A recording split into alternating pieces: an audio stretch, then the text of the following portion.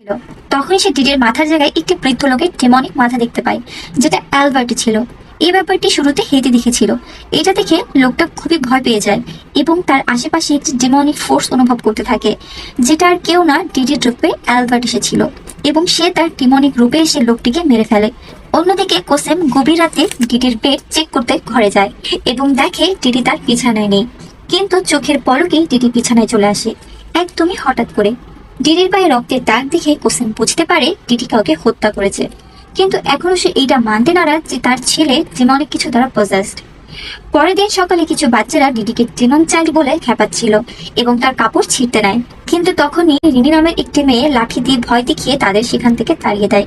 এরপরে সে ডিডির সাথে নদী পার করছিল, তখনই ডিডি তাকে জিজ্ঞেস করে তার যে অনুষ্ঠান হয়েছিল সেখানে অন্যরকম কিছু অনুভব করেছে কিনা।